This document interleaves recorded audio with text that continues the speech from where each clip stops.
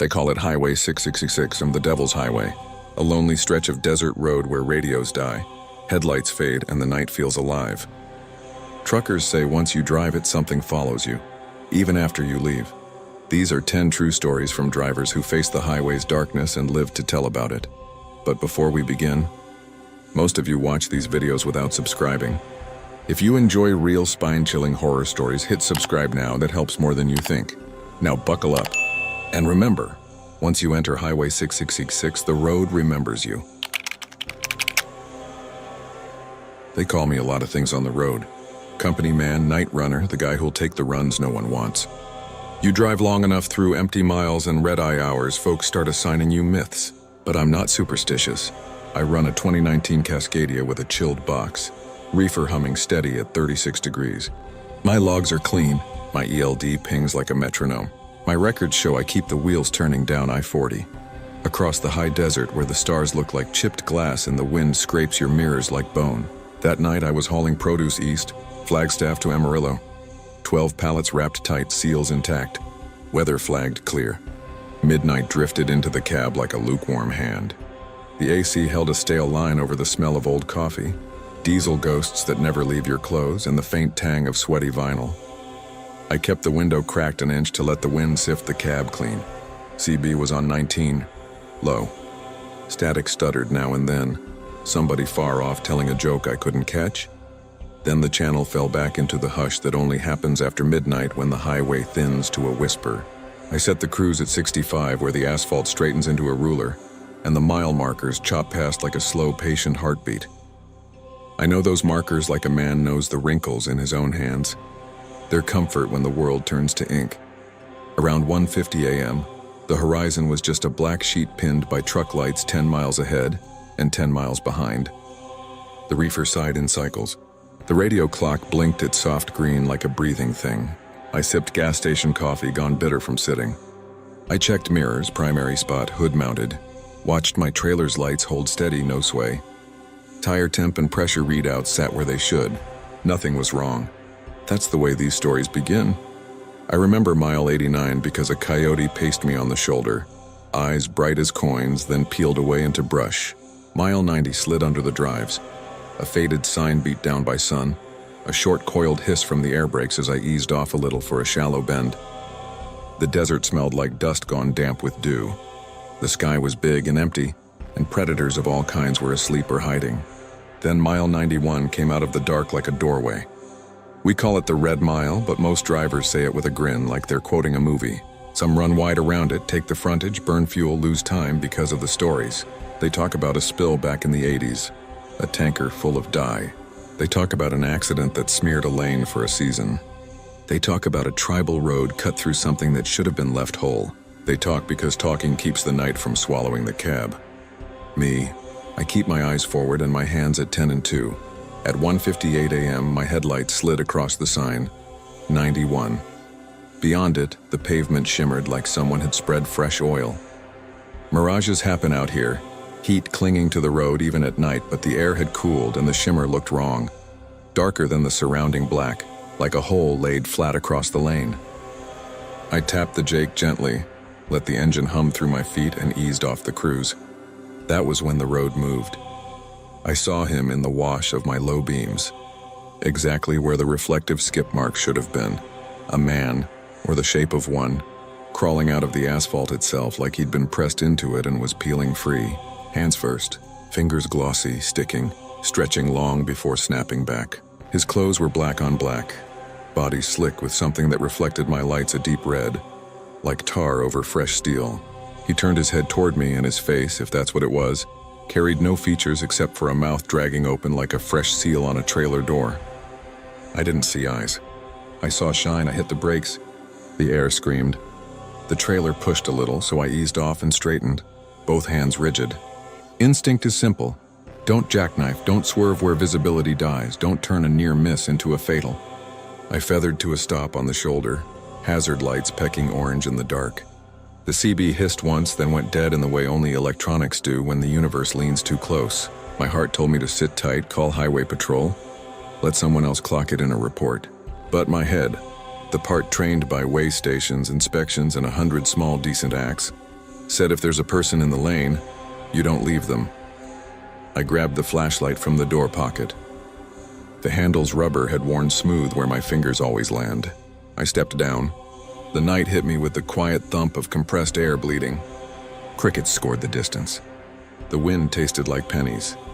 The smell, diesel, hot brakes, baked asphalt, had a new note in it now. Something mineral and sweet like radiator fluid or blood. The beam cut across empty lane. No man, no shape, just road. I stood on the white line, my boots humming faintly from the engine's idle through the ground. The beam trembled a little in my hand. I told myself it was the wind. I walked forward. Nothing. The asphalt felt wrong under my soles, softer in spots like tar warmed from below. My light caught on ripples in the surface as if the road had been stirred and settled again. A mile marker light reflected like a tooth in the dark. Behind me, my hazards clicked time. No other trucks. No cars, no coyotes. Night stretched wide. I told myself I'd imagined it, that fatigue had paired with superstition and made a trick of a patch job. But then I turned back toward my rig and saw the tires. The drives were laced in it. A wet red gloss dripped into ropes, streaking the grooves. It wasn't paint. It wasn't mud. It had sheen and depth like tar cut with something darker. The red pooled under the tires as if the rubber was sweating it out. I reached without thinking and touched a bead. It was warm on my fingertip and sticky. It smelled like old pennies left in a coffee can. When I rubbed my fingers together, it threaded like sap and didn't let go. I backed away. Heartbeat loud, light shaking now. I climbed into the cab and grabbed the water jug. I doused the tires. The water made a high, thin sizzle on rubber, steam lifting like breath. The red thinned, then beaded again, bleeding back out of the grooves as if the wash had only woken it.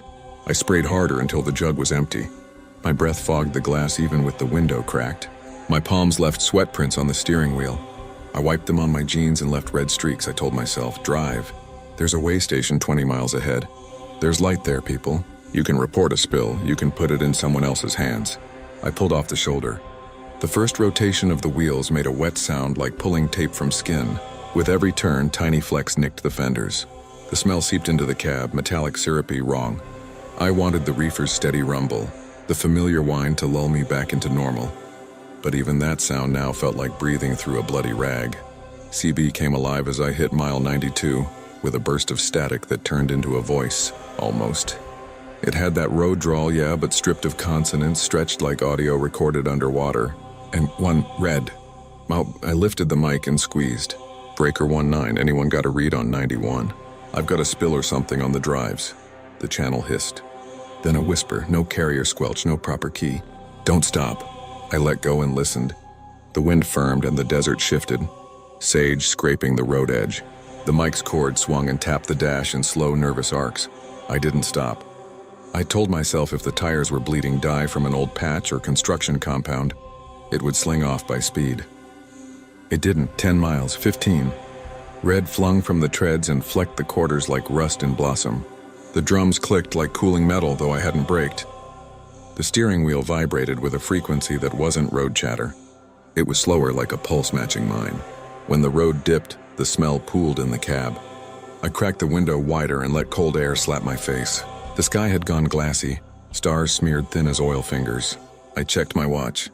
The second hand stuttered and then ticked on like nothing happened. At mile 100, a set of taillights appeared, low and rectangular like an old Freightliner's, bright red as coals. Relief touched me for a second, company. But as I closed the gap, those lights stayed the same distance away, like I was on a belt chasing a ghost truck. The radio whispered again without carriers. You crossed, then nothing. My hand tightened on the wheel until my knuckles hurt. My eyes burned. I blinked and caught my reflection in the driver's mirror. Pale, eyes wide, a red smear across my cheek. I wiped it. The napkin came away pink. The way station showed 2 green signs out ahead like landing beacons.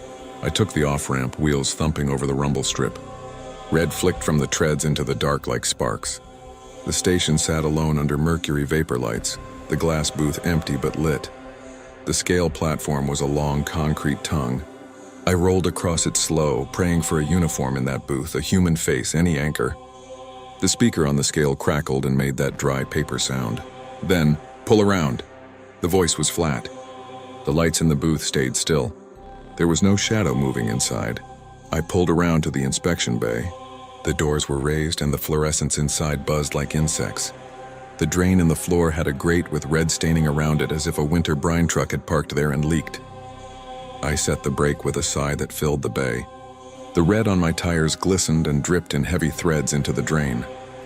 I killed the engine. The reefer kept breathing, the box a heartbeat in the sudden quiet. I opened the door and climbed down. Inside the booth, a clipboard lay with a clean sheet on top. No pens, no coffee cups, no jackets. The computer screensaver crawled with boxes. The clock on the wall said 2 a.m. It had said that when I stopped. It said it now. I tapped the face. The hands didn't move. I went back to the bay. My footsteps echoed. The world smelled like bleach layered over the red. I grabbed the station hose and blasted water over the drives. It hit hot and steamed and ran crimson into the drain. I kept at it until the water ran clear. The tires looked normal. Black. Plain. I sprayed longer until my jacket stuck to me and my fingers went numb from the cold. When I cut the water, the room felt suddenly huge. The reefer's note filled it like a throat clearing. I stood there a long minute listening to the water trickle in the drain. Then I heard footsteps. The sound came from behind the bay, slow, heavy, a shuffle more than a step. They moved to the doorway and stopped where the light thinned. "Station's closed," a voice said from the dark. It sounded like an old tape played slow. I lifted my light. "Had a spill," I said. "On my tires. Looked like tar." The shadow stood quiet, head tilted. "Don't stop," it said again, and the shape was gone. I went around the corner with the light. Nothing. Just a wall, a stack of empty pallets, a mop bucket filled with pink water. I got back in the truck. My hands shook. I checked the tires twice more with the flashlight. Clean, dry. I rubbed my fingers down one groove. No stick, no shine. I got behind the wheel and looked at the clock. 2 a.m. My ELD said 2:27. I rolled out. For the next 50 miles, the sound in the cab felt wrong, like a second engine idling a breath too slow beneath the first. I turned the radio off to listen. Wind pressed against the cab and released like lungs. The reefer hummed. Nothing else.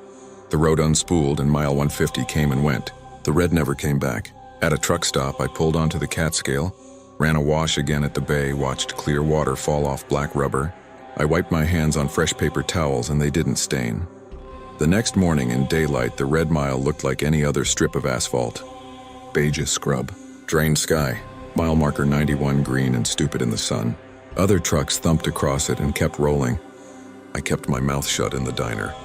The waitress poured coffee that tasted like you could stand a spoon in it and asked me how the night went. I told her, long. That was all. I called a highway buddy later, a vet who knows every way station from Barstow to Tucumcari. He listened without interruption. Then he said, "Happened to me back in '03. Tires bled red as a butcher's apron. Washed them 3 times, it kept coming until it didn't. Don't stop on 91. Whatever crawled out of there wants you out of your cab." I didn't ask him to explain. He wouldn't have. I still take that route. Not because I'm brave. Because the logbook says time is money and a detour burns both. When mile 90 flows into 91, I keep the speed dead steady and my eyes on the center line where the cat's eyes wink. I don't touch the radio. I don't breathe deep. If I see movement, I tell myself it's heat. If the CB whispers, I don't answer. I let the desert breathe around me and I'm a careful ghost inside of it. Some nights the smell comes back for a breath or two. Metal and sweet like pennies warming in your hand. And my foot wants the brake, but my hands keep the wheel straight. You don't have to believe me. The road keeps its own counsel. But if you're eastbound after midnight and the sky goes flat as held breath and the asphalt looks darker than it should, and your lights throw a shape that isn't there when you stop, don't keep rolling. Let whatever the red mile wants fall off your tires somewhere past the way station, down a drain nobody checks. And if you do stop, if you climb down and stand in that metal smell with the wind combing your hair, and you hear a voice without carriers say, "Don't stop," understand it's not a warning. It's a command, and you're already obeying it too late. I still have a smear the shape of a handprint in the low light on my left quarter. No one else can see it, but when I pull the truck into a dark bay and kill the engine, I hear the slow drip on concrete that isn't there, and I smell pennies. and I know the red mile didn't let me go. It just marked me and sent me on to tell you. They call me one of the quiet ones. Nightside runner, reefer man, the guy dispatch taps when weather turns moody and the schedule still says make it. I don't talk much on 19 unless there's a reason. I move perishables for a mid-size carrier, a 20 and 18 Cascadia with a Thermo King that likes to sigh in its sleep.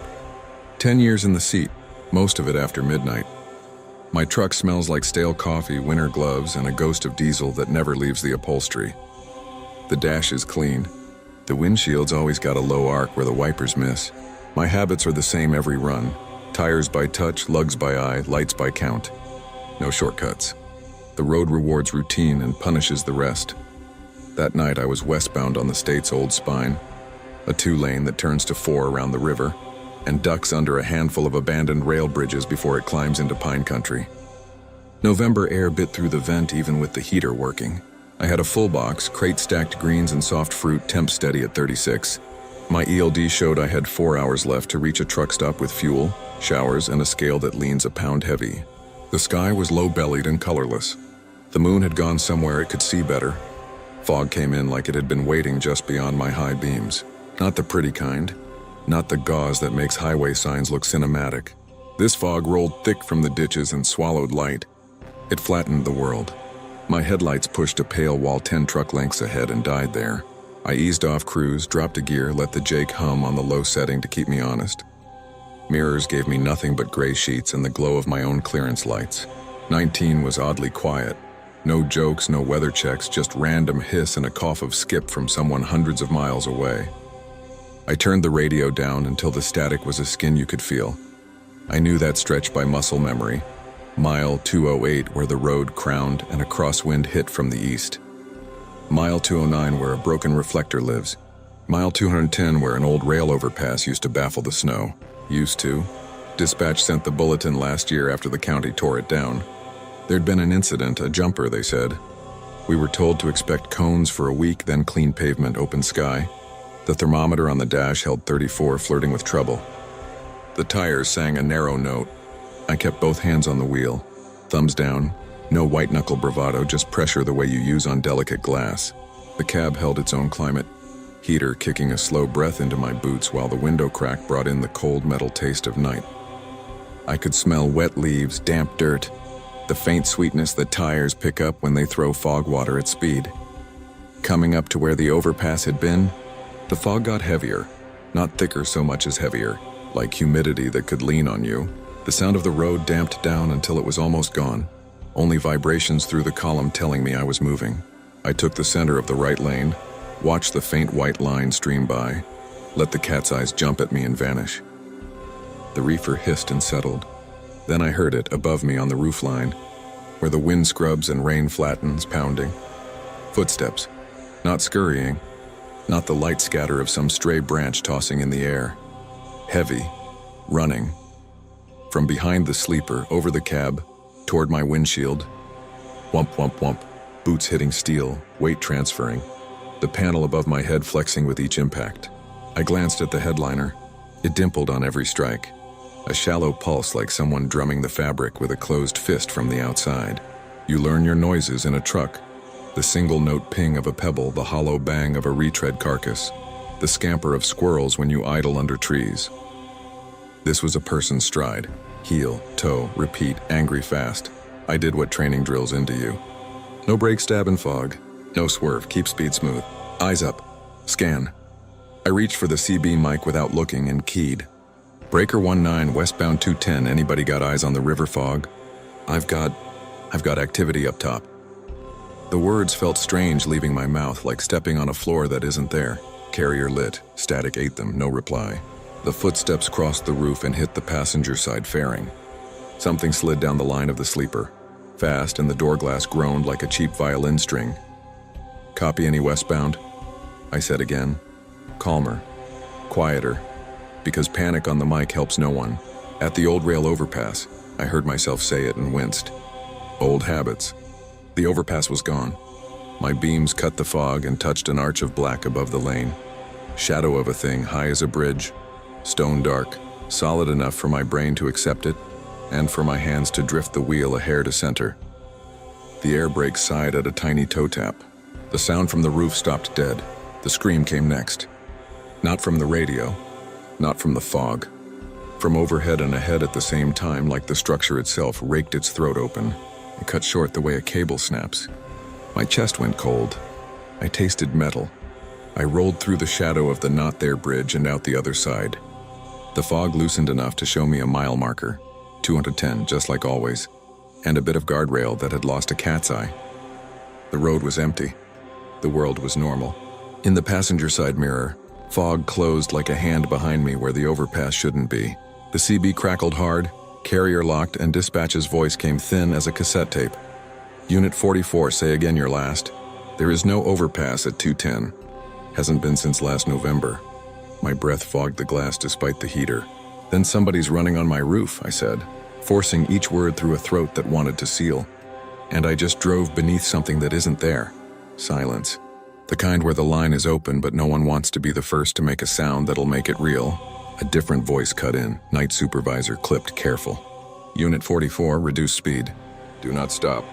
Proceed to the Crest Way Station, 10 miles. We'll alert Highway Patrol to meet you. They said it like a script. You only get that tone after too many bad calls. The pounding started again, back on the roof, matched to my speed. Never gaining, never falling. I could feel it with my palms in the wheel as a faint tremor. The reefer knocked once, a harmless defrost cycle, but my whole body flinched like it had been tapped on the spine. I dropped one more gear. The fog made the world a single room. I set my eyes on the faded center line and the faint green promise of a sign in the distance. The sign floated out, a rectangle ghosting in and out. The letters stuttered in my lights like they'd been painted in wet dust.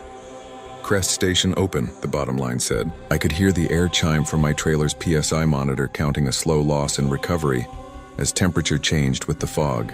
The smell in the cab shifted. The diesel ghost braided with wet wool and the sour of old pennies. I rolled my shoulders against sweat that wasn't heat. Next to the sign where the incline begins, something dropped onto my hood. A shape. A man shape hit hard enough to rock the cab on its bags. His hand slapped the hood right above the grill. Fingers spread, leaving dark prints in the condensation. Boots struck metal. The face came up in the wash of my beams, a man-shaped smear. Water and shadow where features should be. Not a monster. Not a ghoul. Just the suggestion of a man with edges blurred by water and fog and something else time had done to him. He was close enough to touch, too close to be there, and he was looking at me without eyes. Training says, never hard brake for an animal. You'll flip. For a person, you stop if you can without killing yourself. My boot hovered. Instinct wrestled procedure. The shape's hands slid on condensation, found the chrome lip, held. He leaned toward the glass like a passenger leaning over a table to say one last urgent thing. I saw his mouth open, water running off his chin in a string. Sound didn't come from him. It came from the cab roof, running. I kept it straight. I didn't hit the brake. I didn't swerve. I eased out of the throttle, let the weight behind me settle, felt the drives take more of the load. The shape on the hood cocked his head like a dog listening to a distant whistle. Then he was gone.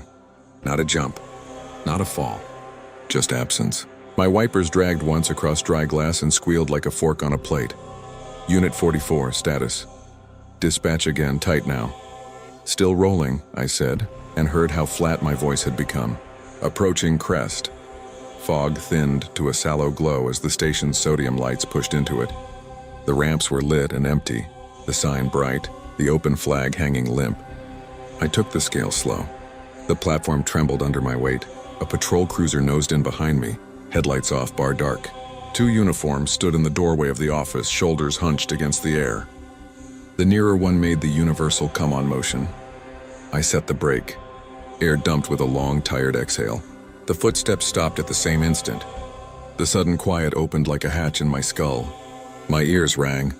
I hadn't noticed they were working so hard.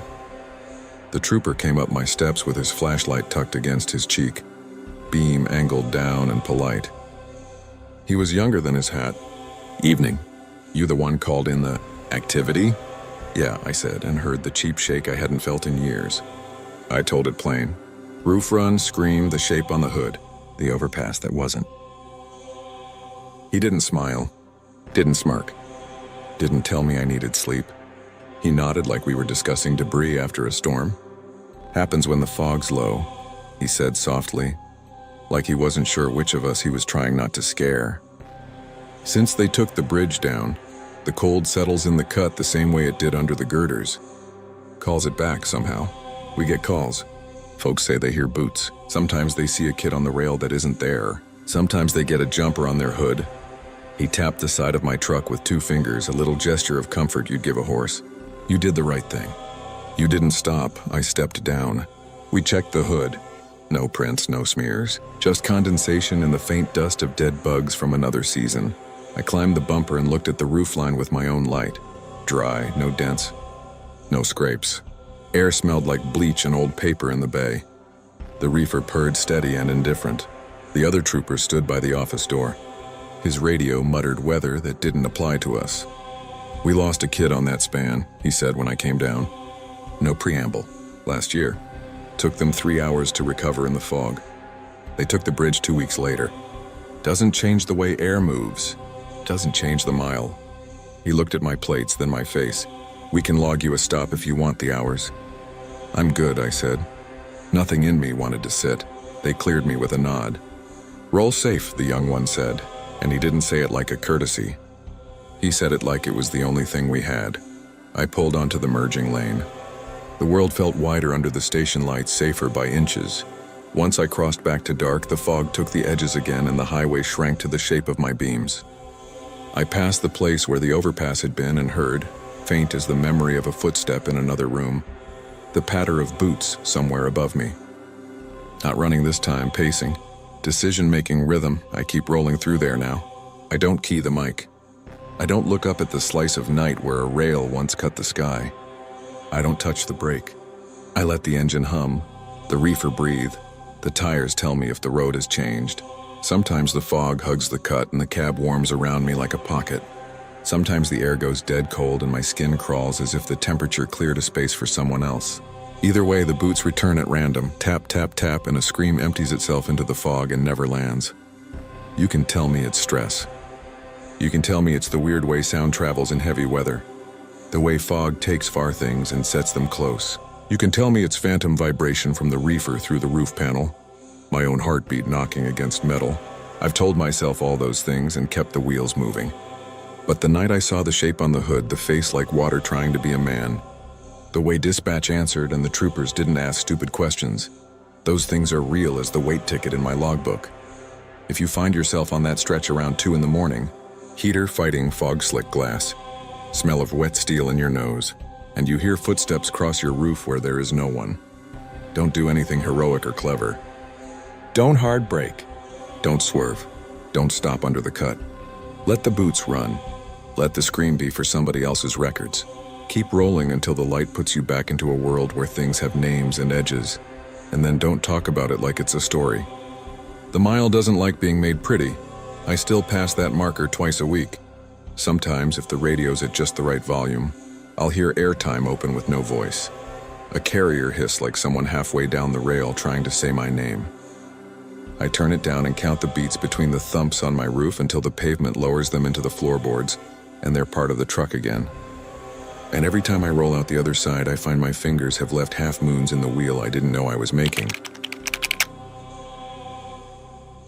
They call me Steady Hands.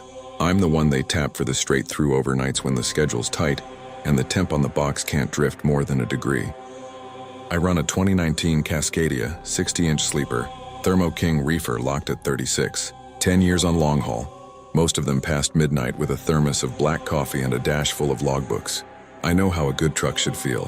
Wheel vibration like a quiet purr under the palms. The engine note holding in that comfortable band where it sounds alive but not strained. When it's right, you can close your eyes and tell the exact speed by the way the air moves around the mirrors. When it's wrong, you feel it in your teeth. This run was I-10 eastbound, late winter, air dry and clean enough to sting. The night had that high desert brightness that makes the stars look like pinholes punched in metal. The temperature outside read 42, dropping a tick every mile. I'd loaded at a warehouse outside Palm Springs. Produce, 4 seals, paperwork tight. and was headed for a cross dock in Phoenix. Clear weather flagged on the app. No construction markers, no CHP sitting dark in the median, just an honest ribbon of blacktop and a box full of lettuce breathing behind me. Every driver has their rhythms. Mine start with the same checks. Tires by touch, lugs by eye, glad hands seated, lights by count, amber, red, white, every lens clean. I keep the CB on 19 at low volume. Most of the chatter dies after midnight, but I like the hiss. It's a heartbeat that tells you the world is still out there even when your beams hit nothing but space. Mile 134 slid past like a lazy metronome. I took a sip of coffee, listened to the reefer's soft defrost knock, and let cruise sit at 65. The cab smelled like truck stop soap and diesel that never leaves the seams. AC on low to keep me from drowsing. Window cracked a finger width so the wind could scrape a line of cold across my cheek. In the mirrors, my trailer lights made 2 clean red stitches down the night. Beautiful, in a plain way. I saw it first as an extra glow in the corner of my driver's mirror. 2 points of white far back, low and steady. You get to where you can tell car from truck by the way the light bobs. This was heavy, planted, not a pickup, not a SUV. He closed the gap slow and respectful, the way pros do when they know not to crowd in the dark. When he came into range, I glanced up to read him. Same spec as mine. Same model. Same paint. A dull fleet gray that disappears if you don't wash it. And when he eased into my lane and settled 100 yards back, I caught the trailer doors in my spot mirror. Same company logo, same scuffs on the lower right hinge. I even saw the nick on the left door where a forklift had kissed it. Only mine had that nick. I know because I was there when the kid apologized for it with both hands and a red face. I let out a breath I didn't know I'd been holding and told myself what anyone would. Fleet's got 2 trailers with the same scars. Or maybe I was remembering wrong. Night plays tricks. But then he matched my speed exactly. 65 on level, 64 up slight grade, 66 on the downhill. Not tailgating, not passing. Just following like we were tied with a strap. Eastbound at 136, you writing my number? I keyed the mic light and easy, a little half chuckle in my voice so it didn't sound like I was bothered. The carrier light glowed. Static breathed. No answer. I tried again. Copy.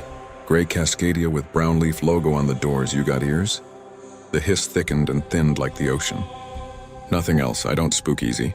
I don't have that gear left. But there was something about seeing my own trailer doors in the glass that scratched at the base of my skull. I checked my gauges like that would fix anything. Oil steady. RPM steady. Temp at the sweet spot. Volt needle barely wiggling. Nothing to blame except the dark and my own nerves. He tucked closer on a long, straight run just inside the comfort zone. 2 seconds becomes 1.5 when you stare too hard. I eased off cruise to invite a pass. His lights dimmed the way a human hand dims when it grips. He matched me perfectly. Fine, I thought. I'll pull into the next rest area, let him by. Let gravity untie whatever knot this is. The sign for Cactus Wells came up in green. A tired 2-toilet pullout with a soda machine that steals your dollar every other try. As it flashed by, his lights slid left. Not a signal. Not a reasonable pass. He drifted, clean, calm, into the oncoming lane like a driver pulling around a ladder in the road. There was no ladder. There was no car. There was a shallow ditch, a run of sand and dull scrub that goes gray when no moon touches it. He took the lane, he held it. For half a heartbeat, he ran even with me. And in that wash of side light, I looked right and saw my own truck. Not just the model, not just the paint. The same cracked bug deflector on the passenger side. The same dash hula girl a trainee had left as a joke and I never removed. The same paper coffee cup in the same stainless holder with the same brown ring halfway down the seam. The driver's seat had a man in it, but he wasn't there. Shape but no face. Weight but no features. Like someone cut the silhouette out of the night and set it behind the wheel. Then his rig eased ahead by half a length and drifted off the asphalt without braking. His drives hit the gravel with a sand-spraying hiss I felt through my own wheel. He took the ditch like it was a ramp and slid into the scrub. No roll, no bounce, no flailing correction. Just a clean line into nothing. I stabbed the brake enough to get my own weight under me, signaled, and pulled to the shoulder. The air dumped with a tired, embarrassed sigh. I threw on hazards and grabbed the flashlight. The night rushed in with that stale metal cold that smells like pennies and dry brush. In the silence after the engine settled, my ears rang. Across the road where he'd left me, the sand held tracks. Twin dark snakes where his tires cut. They ran from the lane edge into the ditch, chewed the face of a low berm, and vanished into scrub. No twisted bumper. No gleam of chrome belly up. No whiff of coolant. Nothing reflected my beam. Even the tracks looked wrong. If you stared, you could see the grains lifting off the edges like the wind was erasing them while you watched. "Dispatch, Unit 72, I said into the mic, my voice steady because that's how you keep it. "Possible rollover eastbound at 137. Tractor trailer off the south side, no lights visible. Stopping to assist." There was a crackle and then the calm tone they teach in training. "Unit 72, confirm you have a visible vehicle." "Negative on visuals," I said, climbing the berm. "But I've got fresh tracks into the brush. 10 seconds old." The beam washed the sand pale. It came back with nothing but scrub and empty. My boot slipped a little going down. Tiny pebbles scourged the cuffs of my jeans. "Highway patrol is en route," dispatch said. "Do not enter the ditch if unsafe." "I'm at the edge," I said. I stopped. The tracks ended 5 feet in, dead clean like someone picked the truck up and set it somewhere else. The brush beyond wasn't bent. No broken branches. No gouges, no trail.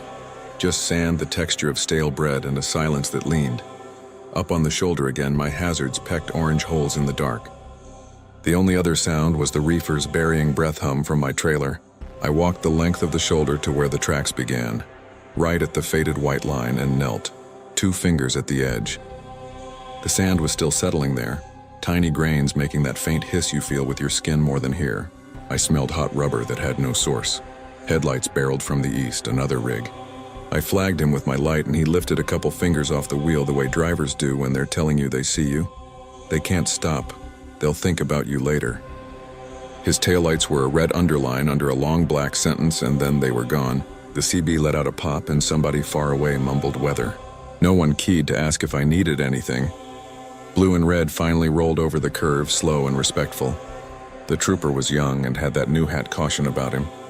He listened while I said what I'd seen. He left his cruiser idling to wash the scene in silly light. He walked the berm with me. We aimed both beams into the scrub where the tracks died.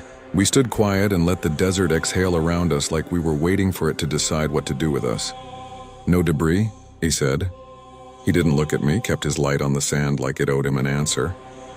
"No debris," I said. "No smell of coolant, no oil." He went in and then he didn't. He squatted, pinched a bit of sand, let it run from his glove.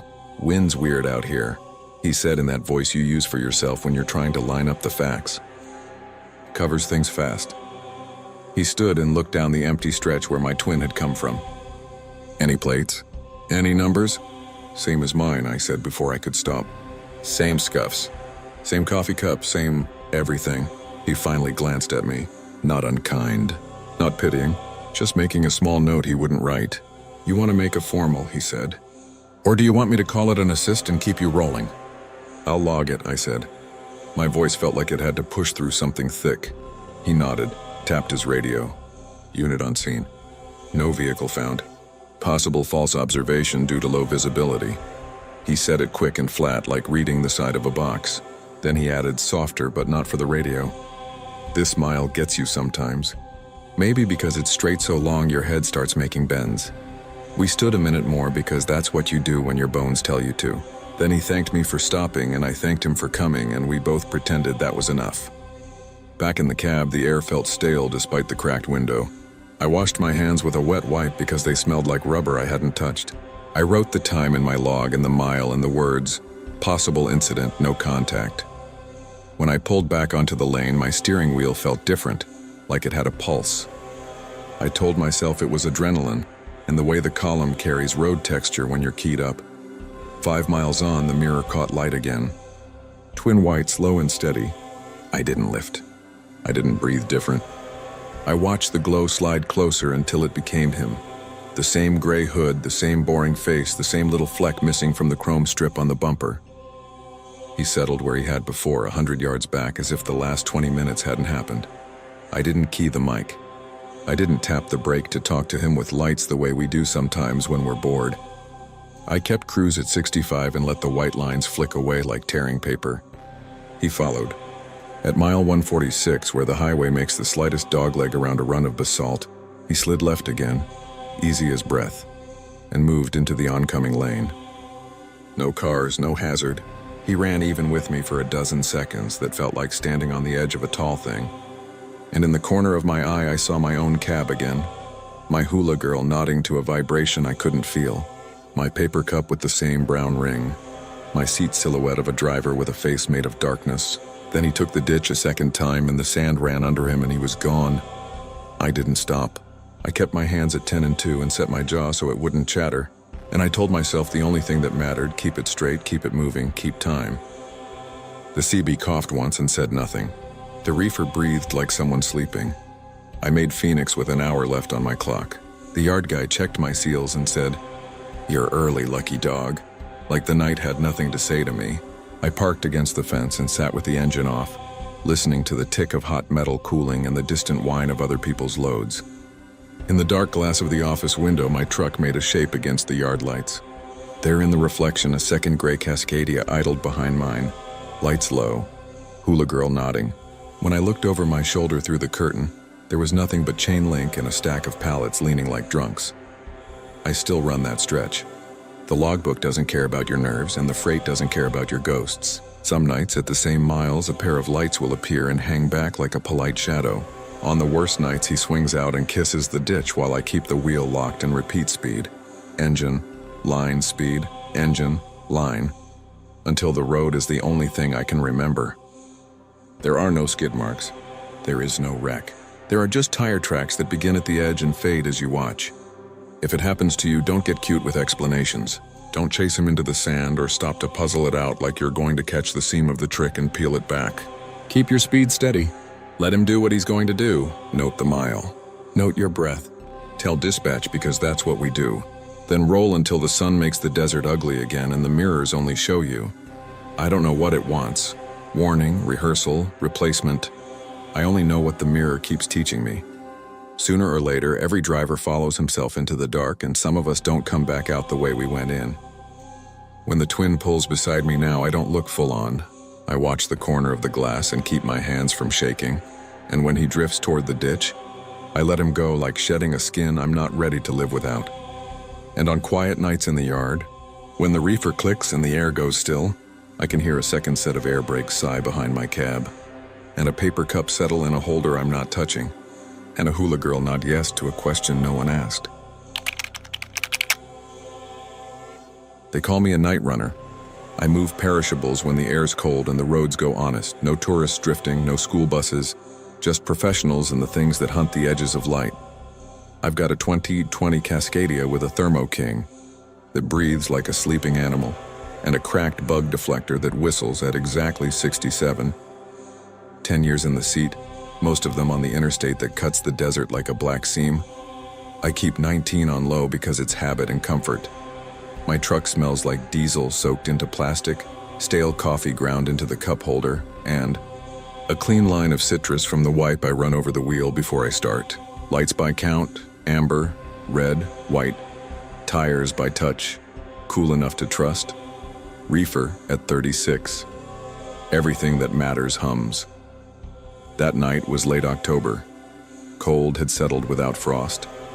The dash held 41 and falling.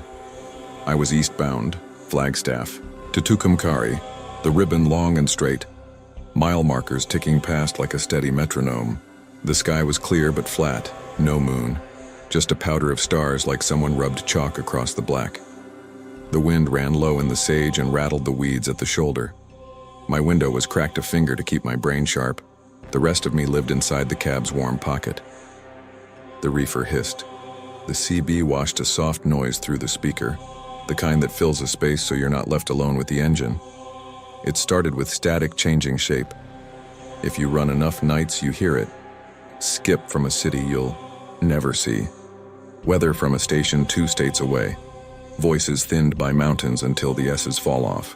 The hiss leaned, sharpened, and found a tone. Not speech at first, just rhythm like a heart monitor in a hospital drama. On, off, then a breath. Then words, so calm they sounded like they belonged to the road itself. Keep driving. I don't stop for her. I looked at the radio as if I could see the voice inside it. 19 was lit. The needle on my meter barely trembled. I keyed the mic. Breaker 19, you addressing eastbound at mile 212. I kept my voice easy. Nothing to get excited over. Nothing to tell your hands to sweat. The carrier light flickered like it was thinking. Static leveled back to noise. No answer. A half mile later, the noise leaned the same way a second time and spoke with the same certainty, like it was experienced and tired. Keep driving. Don't stop for her. I smiled without humor, the way you do when you'd prefer not to feel anything. Some local on a prank. Some bored base station bouncing signal off a layer that made it land strange. I tapped the brakes, just enough to check the feeling in the wheel, then settled at 65, both hands steady at 10 and 2. Out here, 19 is the hall light you leave on. 13 is the hallway the kids dare each other to walk. I'd never been sentimental about channels. Radio's a tool. But I clicked the dial to 13 anyway and let it breathe for a beat. Empty. It felt like stepping into a room that's still warm from someone who left a second ago. The road rose and dipped through low cuts. Signs came and went, reflective green, reflective white, then disappeared into a long stretch where you measure yourself by your own headlights. Somewhere behind me, a rig downshifted, a hollow sound that reached through the dark and clicked the back of my teeth. The wind slid across the hood and the mirror hissed a fine line. At mile 215, the first weirdness. 2 signs in a row told the same thing, but the numbers didn't match. The first read 215. The second, 20 seconds later, read 215 again with the paint on the 2 smeared like a thumbprint. The reflective beads on the second didn't throw light right. A mile later, the marker skipped to 217. I didn't get the comfort of 216. It's a silly thing to snag on, but long hauls are held together by tiny reliables. When you lose one, you notice the silent places harder. 19 went dead. Not quiet, dead. The speaker made a vacuum in the cab, like the world had muted to let something lean closer. In that vacuum, 13 whispered again, steady and sure as if it had been beside me the whole time, waiting for the gap. Keep driving. Don't stop for her. I clicked back to 19 and told myself a story about tropospheric ducting and old towers and guys with too much gear in sheds. I told myself a lot of things. I kept the wheel unmoved and the line between the cat's eyes like a razor. She appeared at mile 219, right after a shallow bend where the highway levels and the scrub pulls back from the shoulder. Left side. On the gravel, not in the lane, waving both arms like she was stirring thick air. She had the shape of a woman in a hoodie, or the desert's idea of one. Long hair dark against the pale of the reflector posts. Legs bare, feet wrong for night. No shoes, only white socks gone gray at the heel. She stepped up as my high beams found her, then kept herself just inside the wake of light where your sight is the most useless. I lifted. It was automatic, the way your foot shades a pedal when a deer glances at you from the weed line. The seatbelt bit into my chest. The engine tone dropped half a note. My brain went factual, not because I'm brave, but because facts fit in the time you have when feeling would fill it wrong. Left shoulder, no car, no hazard triangles, no broken glass catching the light, no steam, no amber flashers. Her hands sliced up and down like a metronome set too fast. Keep driving, the radio said, patient as a parent. I keyed without taking my eyes off the glass. Breaker 19, got a pedestrian at 219 westbound side. Anyone got eyes on a disabled vehicle? Nothing came back. The wind leaned on the cab and let go. She stepped toward my lane and my hands tightened, just enough to feel the wheel's texture print into my palms. My heater coughed warm at my ankles. I cracked the window another finger. Air slid in cold and metallic, the smell of wet dust and road tar you only taste when fog is threatening and doesn't commit. Her mouth moved. She looked like she was speaking to me, like she was trying to borrow my ears. I didn't stop. I didn't swerve toward her. I held my lane, eased a hair right to give her a little more shoulder. My headlights caught the plane of her face for half a second. Pale, wet, eyes too much like glass. Her mouth opened a fraction too wide, like a yawn that hurt. Then she was gone from the forward view and mine in the mirrors. In the convex spot mirror, lower right, her face stretched at the edges, Not because it changed, but because the mirrors. Distortion took hold and the thing inside her didn't fight it. The jaw hung, not in a way that breaks bone, in a way that unfastens a latch. I saw the hinge of her mouth swing past where a human hinge stops. It kept moving, slow and minded, until the jawline fell into a black shape I didn't have language for. Her lips moved, soundless in the glass, shaping the exact rhythm of the static I'd heard, a metronome in a dead room. On, off, on, off. Keep driving. Don't stop for her. The reefer knocked a defrost, and the sudden hollow bang made my heart jump stupid. I brought the speed back to 65 like I was laying a blanket over a panicked dog. Hands on the wheel, breathing through my nose, eyes on the center line. In the mirror, the mouth worked and worked as if it could pull itself wider with repetition. A half-mile on, she reappeared in the driver's mirror. Left side again, exactly 3 posts behind. Same hoodie, same pail of leg. Socks gray, this time turned dark at the toes. Waving her arms with that tired insistence of someone who's been signaling too long. The hair clung to her face like steam had breathed it there. She stepped like she knew my timing. The whisper found me a 4th time as the CB went soft around it. Keep driving, I got practical. Dispassionate. Dispatch, Unit 44, I said. Possible pedestrian hazard at mile 219 through 221 eastbound. Female in distress. No vehicle visible. Request patrol. Dispatch came back quick. Professional calm with a seam of something under it. Unit 44, Highway Patrol notified. Do not stop in the travel lane. Proceed to the next safe location. I'll stop at the next rest pole, I said, because it was the only true thing I could promise without lying to the part of me that wanted to throw the brake and run back like a kid. If she's still there, I'll drop a pin. I clicked back to 13 out of a reflex that didn't feel like mine. Silence met me like a mouth pressed to my ear. Mile 221. Same woman, same place, different posture. She didn't wave this time. She stood with her head cocked like she was listening for a faint sound. And when my headlights reached her feet, I saw how the socks didn't soak the gravel so much as sink around the stones, like her weight was the wrong kind, heavy without mass. My palm stung. I didn't remember gripping that hard. I rolled into a rest pole at mile 222. Nothing but 2 angled slots, a picnic table, and a trash barrel rattling in a wind that hadn't lifted anywhere else. I set the brake. The air dumped with a sigh that felt a little too human. I kept the engine running and the doors locked.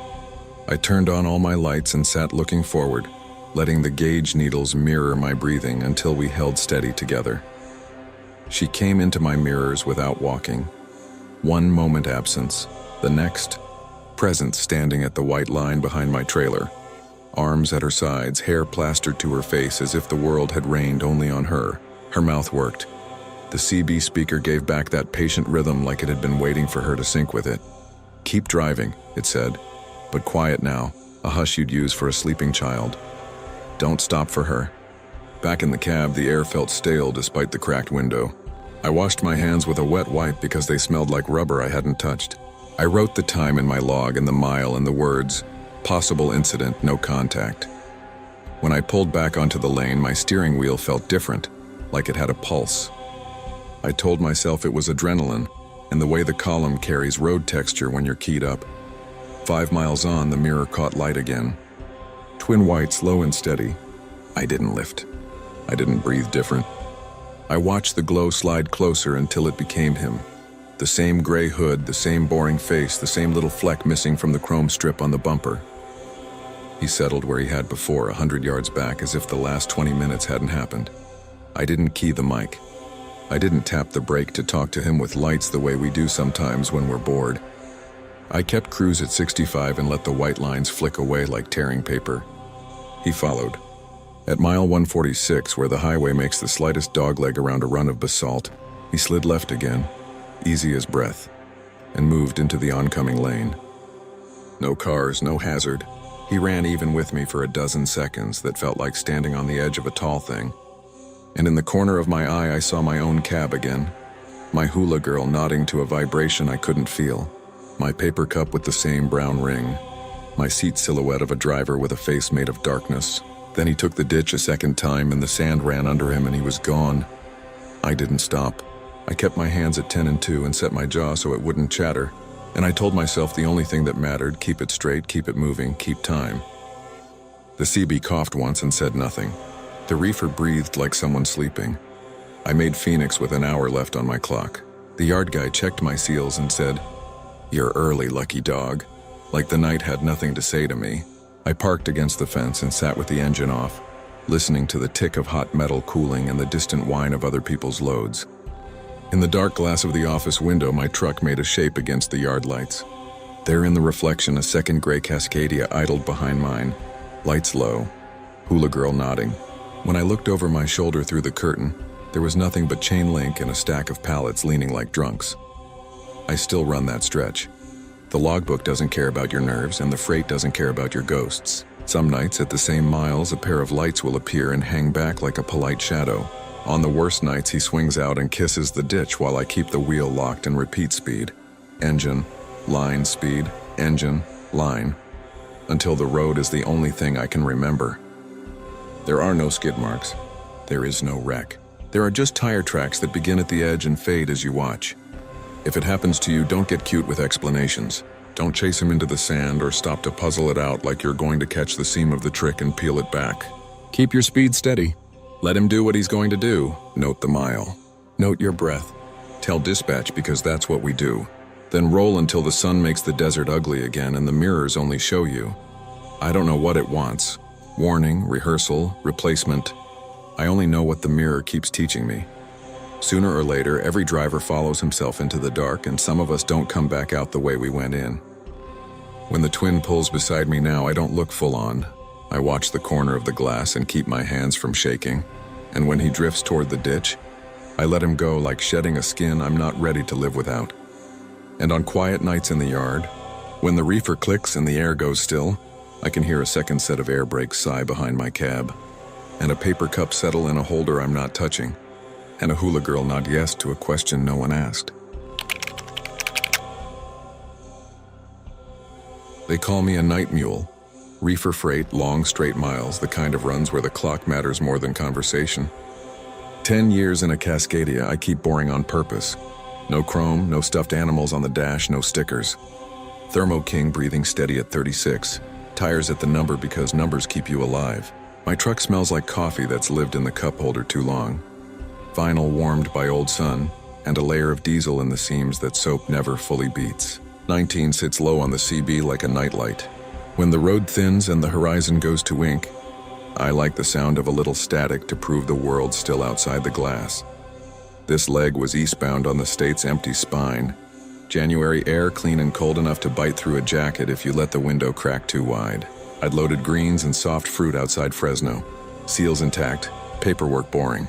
Goal was a cross dock over the line by mid-morning. Fuel at the junction around mile 172. Way if the scale looked honest. The sky above the desert didn't show a moon. Only pinprick stars like someone punched holes in a sheet of black tin and held a weak lamp behind it. The wind angled from the north and brushed the mirror now and then. Just enough to remind me it could do what it wanted if it felt like testing me. Everything read right. Oil where it likes to sit, volts steady, coolant needle asleep. The reefer thumped a soft defrost knock every 8 minutes. A pulse I timed without thinking. My hands found their places, left thumb riding the wheel seam, right hand close to the shifter even with the auto box. Window cracked a finger to keep the cab sharp. I took a careful sip of coffee on the long flat past mile 159 and watched the cat's eyes blink out under the hood like a slow, patient metronome. This is how nights should be, uneventful, efficient, quiet. I didn't see the pickup so much as inherit it. The mirror gave me darkness. Then a darkness inside that darkness, blacker than the rest, like a piece of night had detached and decided to hang behind my trailer. No headlights, no running lights, just an absence that rolled in my wake without losing or gaining. At first I thought it was my eyes or a low cut in the land making shadows move wrong. Then the absence shifted lanes and the spot mirror caught what little the sodium halo off my own markers would give. The vague shoulder line of a truck. Maybe a 3/4 ton, maybe a full American iron with a square jaw. Black paint or no paint at all. It tucked into my blind spot and sat there close, too close for a pro. Breaker 19. Eastbound 161, I said into the mic. Voice kept easy so my head would follow. I've got a no-lights cowboy tailgating my box. Anyone got eyes? Static breathed. Somewhere far off, a guy out of Oklahoma read weather like it was a prayer. Nobody local. I clicked the squelch, listened for the click of a carrier. Nothing. I toggled to 9, the emergency channel, out of a sense of doing something rather than nothing. Quiet. Back to 19. The hiss felt like insulation. I eased off cruise 2 miles an hour to invite a pass. The ghost behind me drifted a hair wide, then glued itself back to the lane as if it was reading my trailer's rivets. I don't brake check strangers in the dark. You let ego touch the pedal and you'll write your name in glass and steel. I steadied the wheel, watched the line, and kept it professional. Mile 164. The road rose and fell in a shallow breath. The wind died. That's when the pickup slid out, no signal, no swell in the lane. 1 second it was a shadow welding itself to my bumper. The next it was ghosting up the driver's side. No lights, moving just fast enough to make dominance without drama. As it came even with my door, the cab filled with a smell like an overheated alternator, hot wire and varnish, and the hairs along my arm lifted from the elbow to the wrist as if a storm were about to wow. Speak. I stole a glance because that's what a human does. Hood length of old black, primer freckles along the fender line, windshield so dark it might as well have been painted. I couldn't see a driver. I couldn't see seats. Just reflectivity where glass should be, not reflecting me.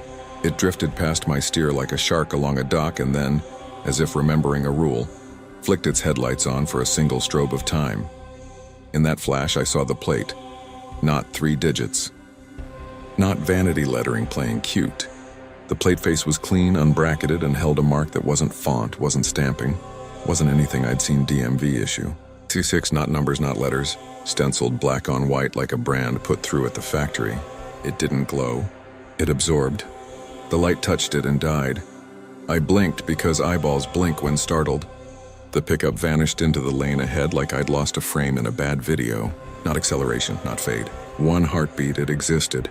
Next heartbeat, I was looking at empty road and the narrow stars ahead.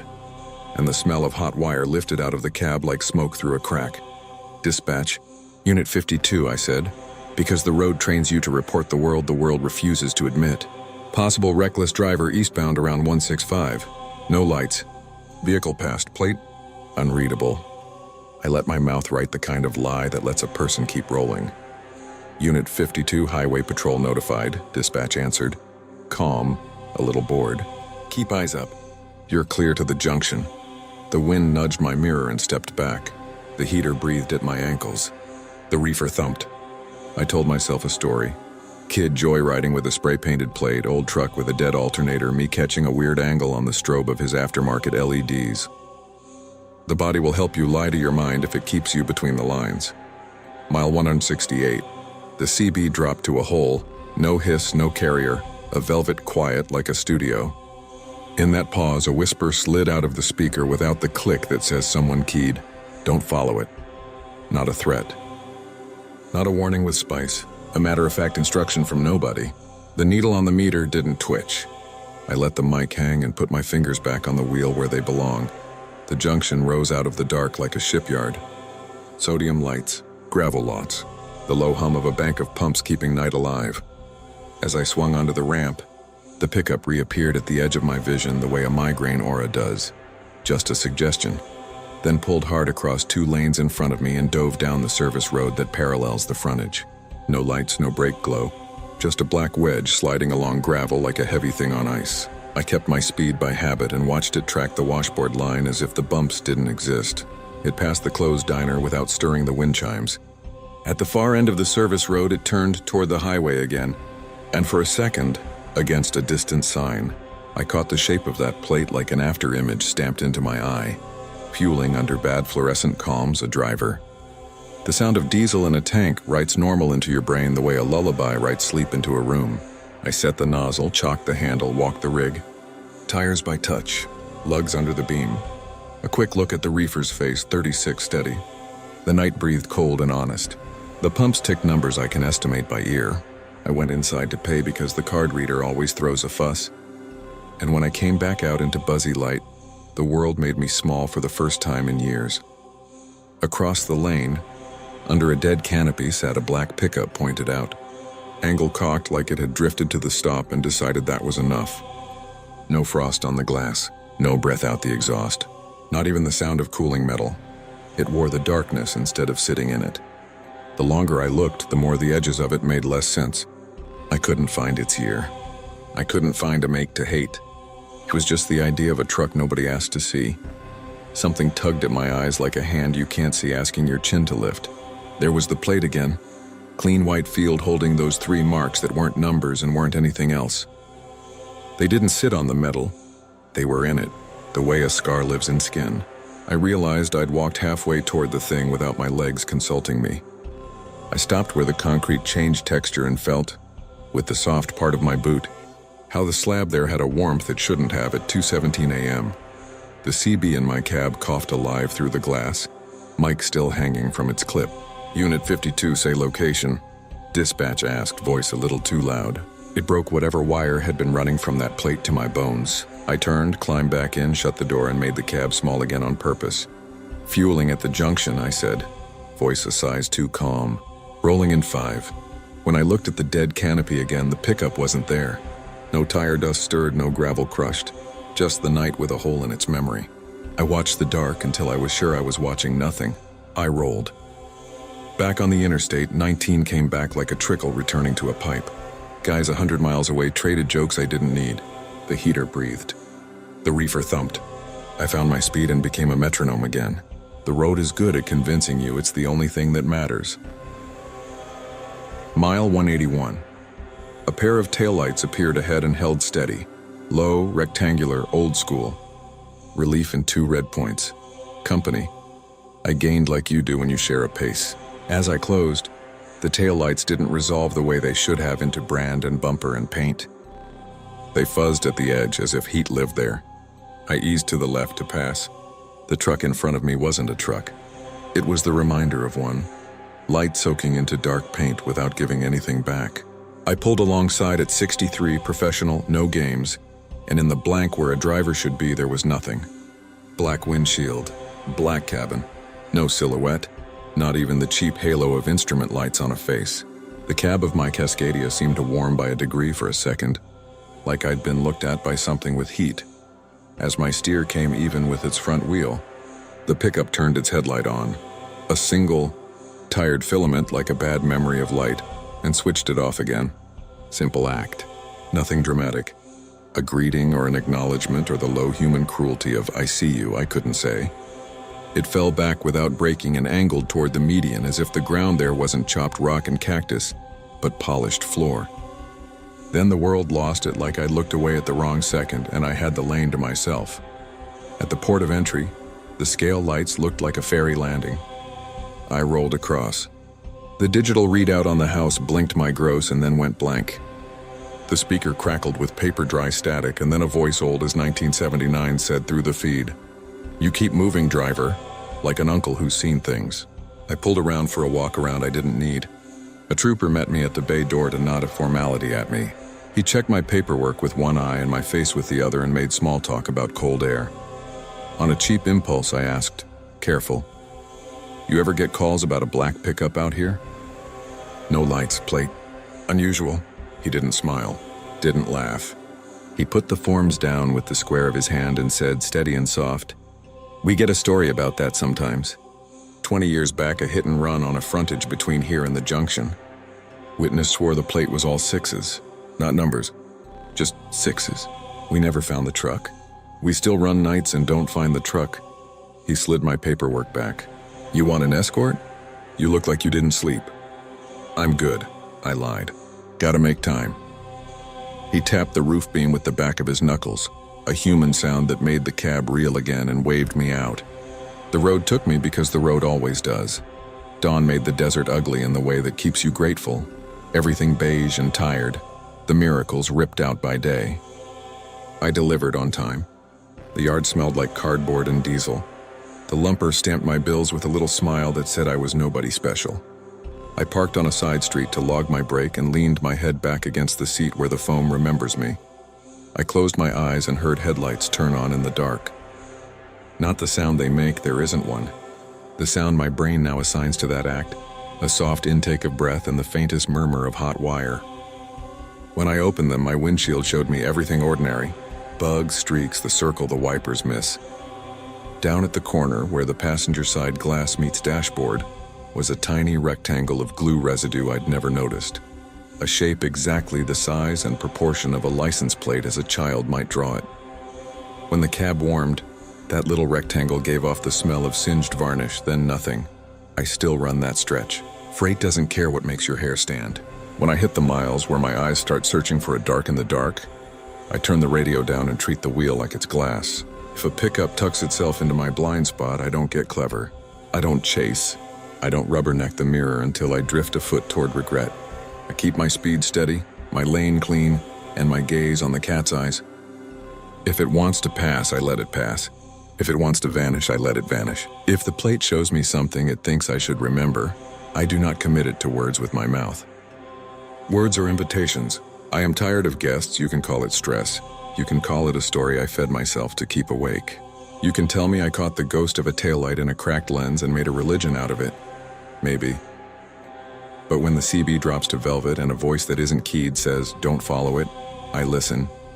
If you're eastbound after midnight and a shadow decides it likes your bumper, don't be brave. Don't be angry. Don't be curious. Hold the line. Let the dark have what belongs to it.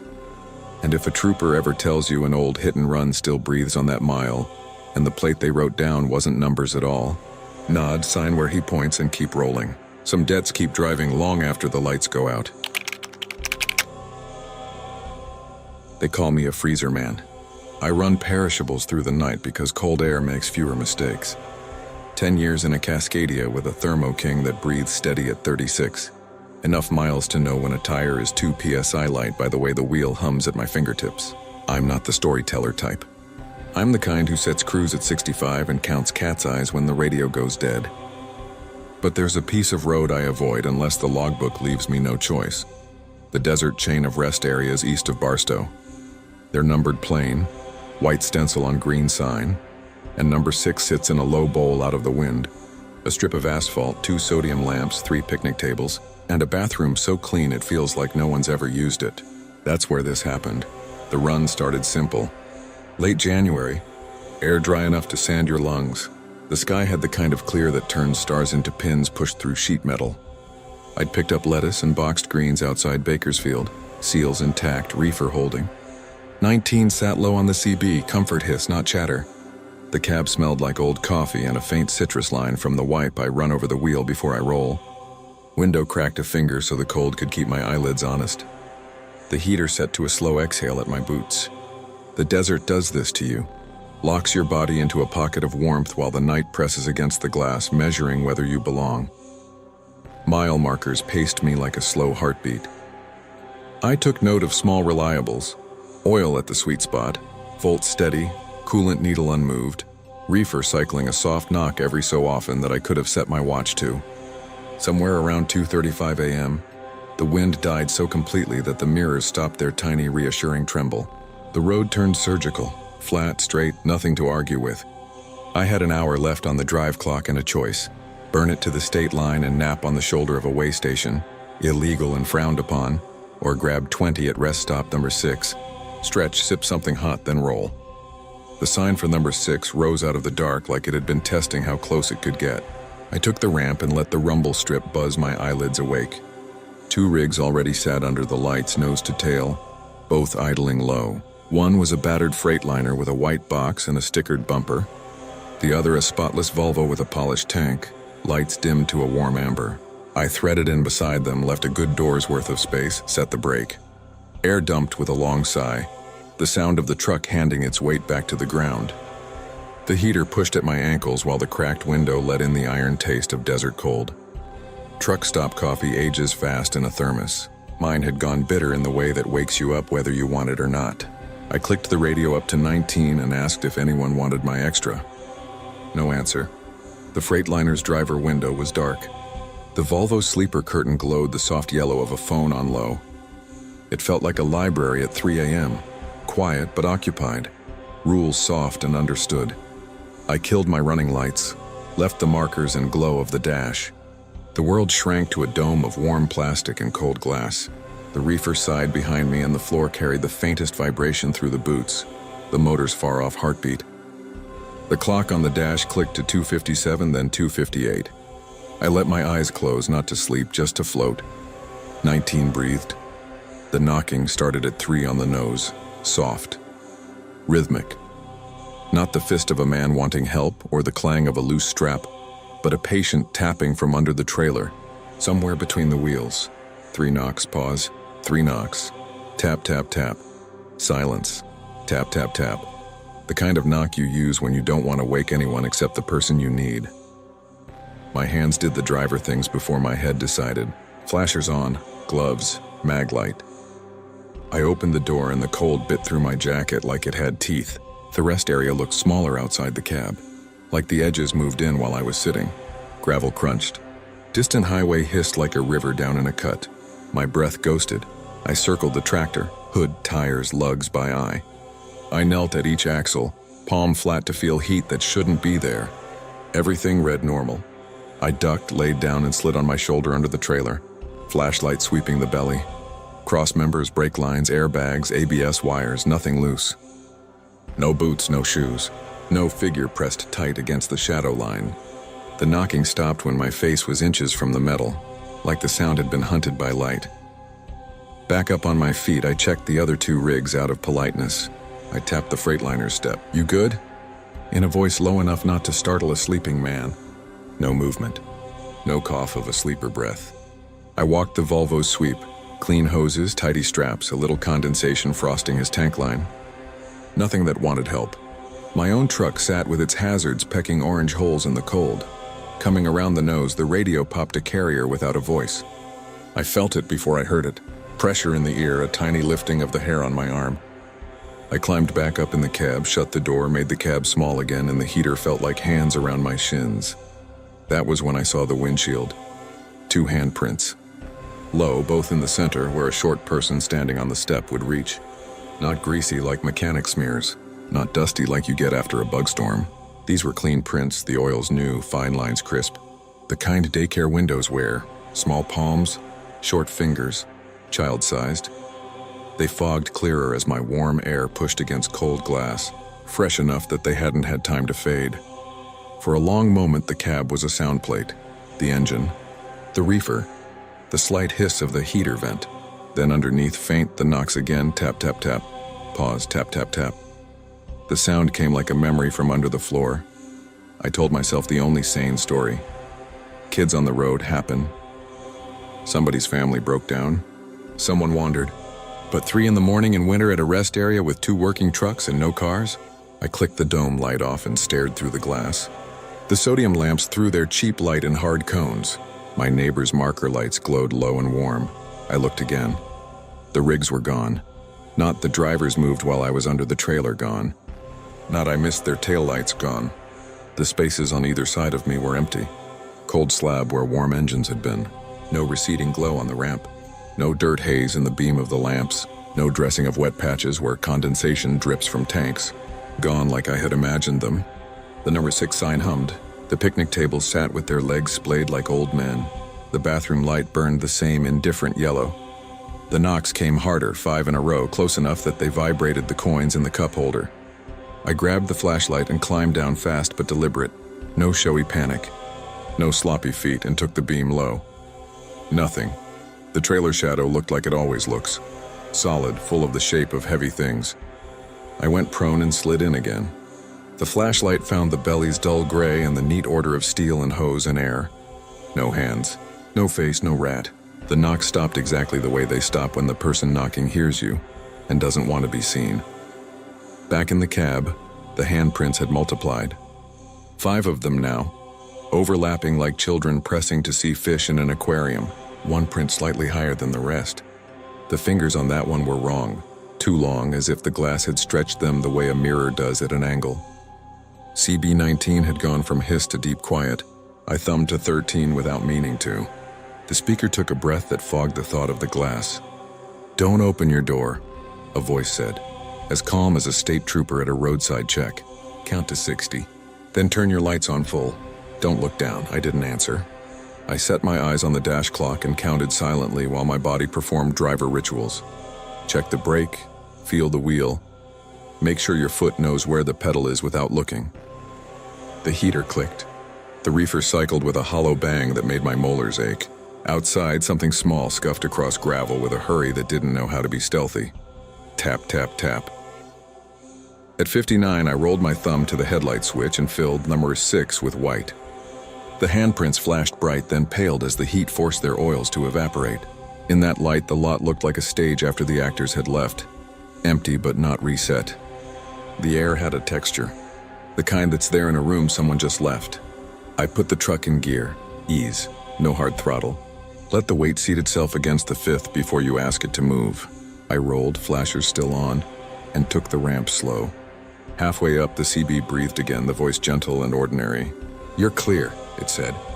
The channel needle barely twitched. Back on the interstate, the desert opened the way a patient exhales. The mirrors showed rest stop number 6 drop behind like a lid closing. The knocks were gone. The cab warmed. The prints on the glass faded to memory, leaving only faint streaks my wipers chased and couldn't quite catch. I ran the next 30 miles calm on the outside, mind counting mile markers in lieu of thinking. Somewhere after 3:40, another pair of rigs slid into my mirrors and stayed polite.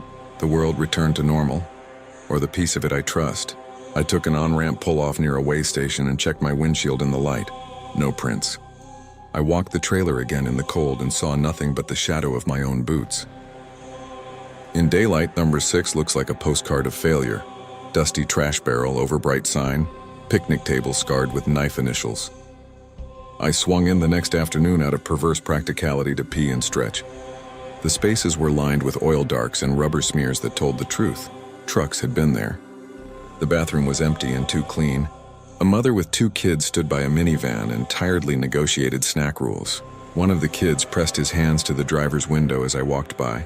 Small palms, quick fingers, and left prints that looked exactly like the ones I'd watched in the dark. It should have made me feel foolish. It didn't. I asked the highway maintenance guy who was hosing dust off the sidewalk if number 6 had cameras. He squinted into sun glare and said the state keeps meaning to fix one that never worked. He asked if I'd seen coyotes. I said no. He said, "They come real close sometimes. Knock around." He smiled like he knew what joke to tell and decided not to.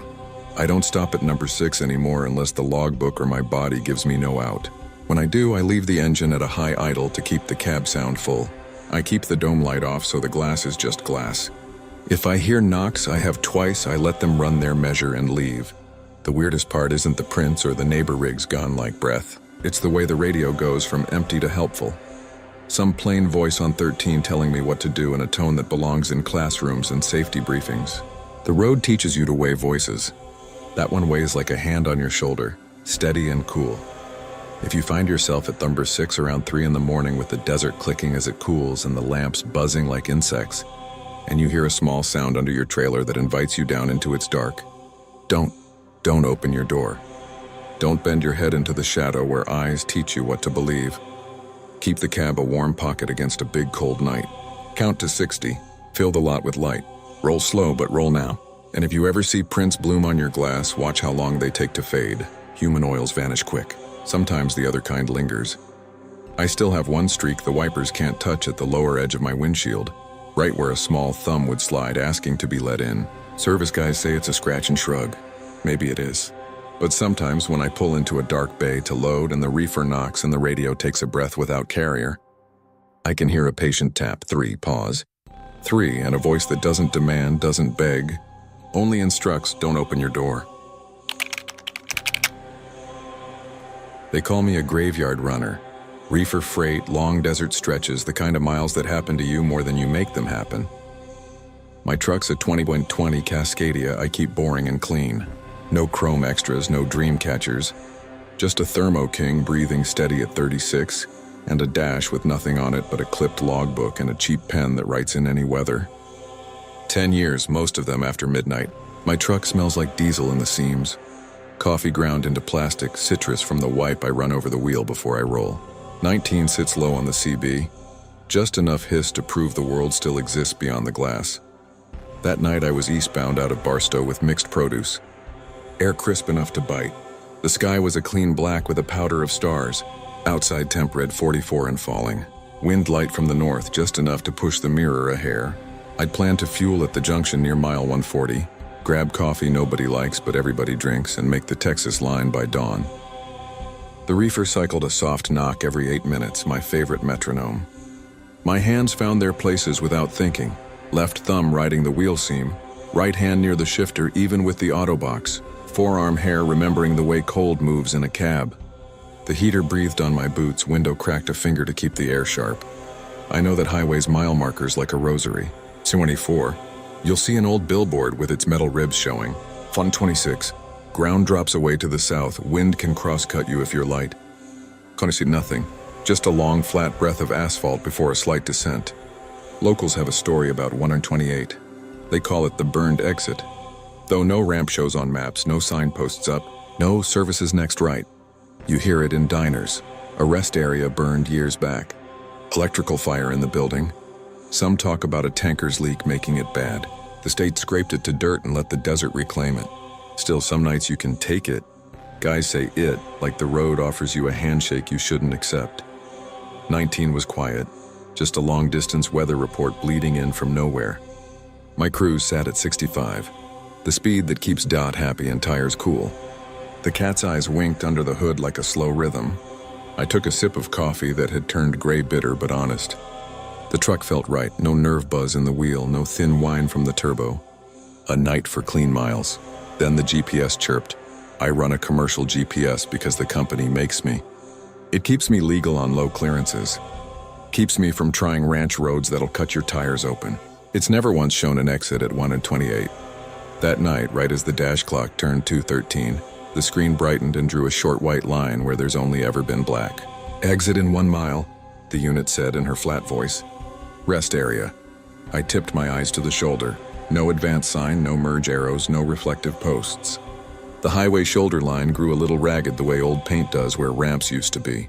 That happens a lot. Abandoned farmer access, closed way stations. Your eyes learn to ignore history. The GPS said exit in half a mile. The map zoomed on something that looked like an infant's scribble. Loop, square, return to highway. I reached to tap the screen and it dimmed like a person flinching, then brightened again. I told myself exactly what you'd tell yourself. Glitch. Bad base map. Old coordinates bleeding up through a new update. But the night is a negotiator and it made a simple offer. Coffee, bathroom, 20 minutes to stretch. I'd been rolling since sundown and my left knee had started to ache the way it does on long flats. I signaled out of habit, no one behind me, and the wheel told me a thing I hate. The lane grew subtly convex under my tires like fresh asphalt laid different from the run. The rumble strip buzzed. The shoulder widened. And there it was. A ramp cut into the desert like someone had drawn it with a black crayon and heat. No sign. No paint. Just a dark mouth to the right. I took it at a cautious angle, low throttle, foot feathering in case the surface was broken. The pavement was smooth as poured chocolate. My lights ran along a narrow ramp lined with scrub ghosts and chunky gravel shoulders. I lifted to idle. The reefer's exhale felt too loud. The ramp led to a rest area laid out in the exact geometry the GPS had sketched. 2 angled truck slots, 4 car slots, a long pull-through, a squat cinder block building in the middle, a pair of metal picnic canopies. That was the shape. The reality was black. The building's roof was bowed, caved in at one corner like heat had made it sag before fire ate it. Cinder blocks were charred up to my head height, topped by a crust of soot that caught my lights dull as old velvet. The asphalt had the melted look you see in photos of aircraft runways after a burn, a puddled sheen frozen in ripples, bubbled patches like blistered skin. The metal picnic canopies were warped into sad sails. One of the trash barrels had fused to the slab and slumped like a candle left in a car. The air smelled wrong. Not fresh ash, old. Plastic and wire and hot rubber layered under dust, a staleness baked in, the kind of smell that finds your tongue and lays there. I set the brake out of reflex. Air dumped with a soft sigh I'd heard 1,000 times. In that burned place it sounded intimate, like I'd told the place a secret. I killed my high beams and left the low on. The cab became a warm pocket looking onto a theater stage after a disaster. No wind. The desert held its breath. "Dispatch Unit 41, I said into the mic, keeping that professional calm we all fake until it becomes habit. "I've pulled into an, decommissioned rest area at 128 eastbound. GPS is acting odd." "I'm turning around," Carrier crackled. Then, through static thick as wool, a voice that wasn't dispatch unrolled in perfect enunciation. "This is an emergency action notification. This is not a test. Repeat, this is not..." My hand left the mic like I'd touched a stove. The lights in the caved building pulsed once. But there weren't lights, just reflective sheens turning bright then dim like fire had learned to briefly pretend at electricity. The radio continued, its tone bending low like an old cassette losing torque. "All travelers are advised," it cut to a man reading names. Then to a woman crying away from the mic. Then to a tone. Then back to, "This is an emergency action notification." The CB channel numbers on my unit winked and stepped themselves. 19, 17, 9, 13, 9, 19, like hands pressing buttons I couldn't see. I told myself, old recording. Someone rebroadcasting vintage ES for kicks. People are cruel and boredom is a tool. I put the truck in gear to loop the lot. The melted asphalt took my steer tires with a drag I could feel in my wrists. It wasn't soft, just resistant, like old gum under a table. My rear drives hissed. Steam, no, dust, rose in the lights and carried that cooked smell into the cab despite the window crack being the width of a coin.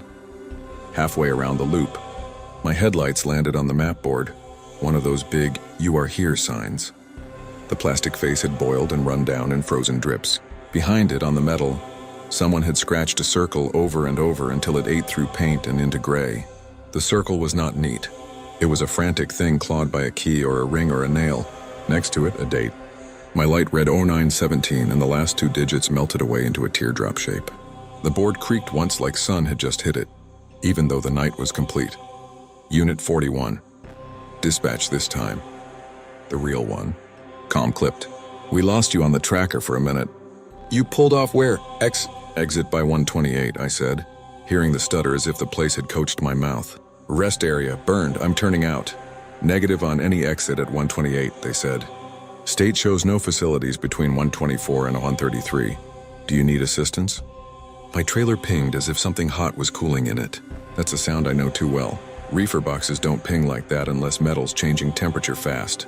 The temp readout stayed steady at 36. The air in the cab grew warmer and wrong, like the heater had changed from air to breath. The emergency action voice bled into my speakers again, not through CB now, but through the dash radio that wasn't on. The old baritone came through with a reassuring cadence that made my skin pebble. "Please remain in your vehicles. Do not exit. Do not smoke. Do not approach the building. Help is on the way." My foot found the throttle to pull me through the last curve of the loop. The wheel fought me with a slow, syrupy feedback. The melted asphalt had remembered being liquid, and it wasn't letting go easy. When I pointed back toward the ramp, something flickered in the building where the restroom entrances were. Light.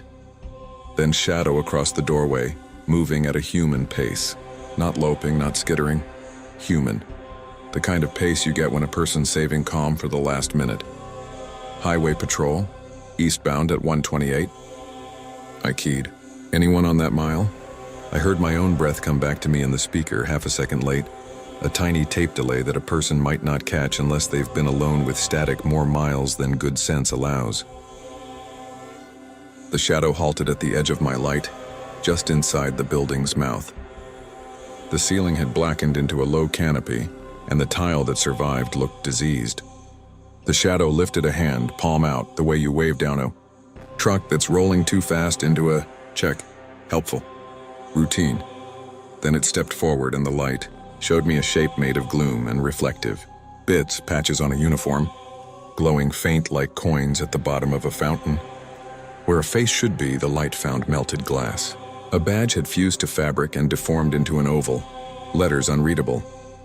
The hand was pale where the glove had gone, and the fingers had a texture that caught my beams in tiny reflective beads, like the glass spheres in road paint embedded under thin skin. The dash radio said, "From nowhere and no station, do not exit your vehicle. This is not a test, I didn't." I brought the RPM up, eased off the brake, felt the drives bite. The truck moved like pulling a leg from deep mud, The shadow took one more step like it wanted to steady me, and the heat from the building's mouth reached my windshield, a flat wave like opening an oven. The handprint it left on the air didn't touch glass, but a film formed anyway, a faint fog oval that traced a palm, then slid away as if the night had licked it clean.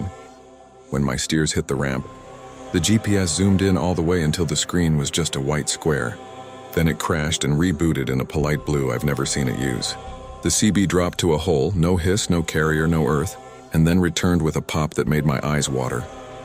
Behind me in the mirror, the rest area looked smaller than it had when I'd entered, like it had been a trick of focal length. The building's roofline glowed once the way a fire does when wind lifts, then went black again as if someone had clapped a lid over a pot. The ramp rejoined a shoulder that had no fresh paint and no tire dust out of place. The mile marker 129 rose like a confession. The cab cooled back to the kind of warm that feels like a jacket, not breath. The reefer's pinging stopped and the soft 8-minute knock returned like a doctor saying, "Steady now. Unit 41, say status." Dispatch again. "Tight now." "Back on the main," I said. "Rolling." "All good." The lie was paperwork smooth. My hands had printed the wheel hard enough to leave crescents I could feel later. I did the rest of the miles like a man threading a needle in a moving bus. Small motions, no wasted thought. When I fueled at 133, the station's fluorescence made my windshield ugly. A single streak ran across the lower passenger side where the wipers don't quite catch. It had an amber cast like nicotine. I rubbed at it with a microfiber until my shoulder ached. It lightened. It didn't go. Next morning, with daylight flattening the desert into a polite postcard, I checked the GPS history. No off-ramp recorded. My ELD showed a brief speed reduction and a minute-long detour flag with no lat long. The dispatch GPS dot plotted a straight line between 127.6 and 129.2. I tried to report the incident. The highway patrol dispatcher put me on hold long enough to make the story feel small. When she came back, she said there'd been a rest area out there in the 90s. Electrical fire. No injuries, which is not what the voices had sounded like. They tore it down in '03, she said. Locals still talk. Folks take wrong turns at night and call us about nothing. That evening, parked at a customer, I sat in the quiet cab with the radio off and heard a thing I hope you never do. The emergency action tone, pure, steady, without a source. Not from the CB, not from the dash, from the air of the cab itself. A thin thread of sound felt in fillings and bones, carrying like heat does across a room. It pulsed 3 times, and then a calm voice that might have been mine after it spent a long time in a warm dark said, close to my ear, "Please remain in your vehicle. Help is on the way." I still run that stretch. Freight is indifferent to where you won't go. Now when my odometer size passed 127, I turn down the radio and watch the right edge for the paint that doesn't quite line up. If the shoulder grows convex and the night offers me that dark mouth, I keep my hands at 10 and 2 and let the truck pass like a train through a station where no one gets off. Some nights the GPS whispers exit in a corner of the screen and then thinks better of it. Some nights it's only me and the markers counting. Either way, I don't stop. If you do, and if you find yourself rolling into that blackened geometry, don't open your door, don't go helpful, don't trust the calm authority in a voice that might be rehearsing the very last words you'll hear. Keep the cab a warm pocket. Keep your wheels on the surface that still remembers being rode. Let the place talk to itself. That amber streak on my glass, service guys call it a scratch and say it'll buff. It doesn't. I've cleaned it with everything shy of a razor. When the cab warms, it smells like hot wire for a second and then it's gone. And sometimes when I pull under the big canopy at night and kill my lights, I see the shadow of a hand slide across that streak from the inside, palm out, steadying me like a trooper guiding a nervous driver into the bay. Keep driving. Help is always on the way at the burned exit. It just never arrives for you. They call me a dawn runner, the guy who times deliveries so the dock doors crack open right as first light washes the yard. Reefer freight, mostly produce. 10 years in a Cascadia, I keep boring on purpose. No chrome, no flags, just the Thermo King breathing steady at 36 and a dash wiped with a citrus cloth before I roll. I like the hour when night loosens its grip, but the sun hasn't made anyone brave yet. The roads are honest then. You can hear your own truck. That morning I was eastbound, last leg before the state line. The route drops through a canyon stretch that cuts the desert like a paper slit. High sandstone walls, no shoulder worth the name. A couple of pullouts that feel like tight pockets. If you've ever run it, you know the markers by feel. Mile 287, where the wind lifts sideways from the cut. 288, where the wall leans over the lane and steals your radio. 289, where the road gets a shake like someone tapped the axle with a finger. My logbook had me right on time. Outside temp read 41 and creeping up a degree with each mile. The sky was the flat navy that means the sun's coming but hasn't called in yet. Heater pushed a slow breath at my boots. Window cracked a finger to keep the cab sharp. The truck smelled like diesel in the seams and stale coffee that had been honest a few hours ago. 19 sat low on the CB, static, soft as lint, nobody talking. The reefer knocked its defrost on an 8-minute cycle I could have set a metronome to. Cruise at 62, conservative through the canyon. I don't impress rocks. Tires hummed a single-note wire under my palms, steady, content. I counted cat's eyes. The white line on the right frayed here and there where rockfall had been swept, then repainted by a tired hand. Nothing wrong. That's when stories start. I hit the sign for the canyon, white letters on brown, and the road narrowed into it. The walls came up on either side, close enough that your beams find the seams and show you how the world was stacked. The wind died like someone shut a door. My ears equalized. The noise in the cab sharpened into layers. Engine at a content murmur, reefer breathing, heater whispering, the tiny tick from the defroster vent that shows up when the dash plastic cools faster than the air. The CB hiss leveled into a blank that only exists in rock cuts and sound rooms. The singing began in that blank, soft, low, a single voice at first, like a woman humming a line to herself while folding laundry. Not a radio bleed. There was no carrier snap, no compression. It came at me from the stone, from the cab, from the space a few inches in front of my face where warm air met cold glass. It wasn't words right away, just tone. Then another voice joined below it and another just above, and the thing you recognize before you admit it, harmony, touched the air. I've heard weird in rocks, wind that sounds like whispers, semis in the other lane throwing Doppler ghosts that make your own tires sing back at you. This was different. The chord had intention. It rolled like careful church singing when people know the parts and listen to each other. I told myself exactly what anyone would. A charter bus up ahead, maybe tucked in the canyon where my lights couldn't catch it. Early rise congregation headed toward a sunrise service. The logic helped the first 10 seconds. Then I rounded the shallow bend at 288 that always breaks the horizon open for a breath. And there was nothing, just lane, cat's eyes, dark walls, and the hint of a pale rectangle of sky trapped high above. My beams went out and came back with nothing to show. The music found words. Amazing grace, how sweet the sound. Not slurred, not drunk with emotion, just careful and low, like a choir warming itself before a room wakes up. The voices were too many to count and none too loud. The way a whole lot of people can be quiet and still fill a space. The hairs on my forearms stood like the heater had turned cold. I keyed the mic without thinking. Breaker 19, anyone hearing singing at 288? The question sounded wrong in my mouth, like a kid telling on himself. Static breathed. The needle barely moved. Far away, a guy talked weather 3 states over and then carbonated away. The canyon stole my own voice and fed it back to me half a second late, just enough to make me feel like I was interrupting myself. I eased out of cruise and let the truck settle on engine, 61. Hand steady at 10 and 2, thumbs down, 4 ways off. No need to invent a hazard. I watched the mirror's main glass spot convex just to give my brain a job. In the convex wall, my trailers glow. No bus, no taillights, no road dust hanging in light. The smell in the cab tilted metallic like pennies warmed in a palm. The reefer knocked and the harmony folded the thump into its timing as if it had been waiting for a drum. Dispatch.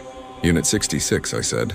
Quiet because there was no reason to be loud and I didn't want to hear myself too clearly. Have you got any traffic advisories through the canyon? I'm picking up.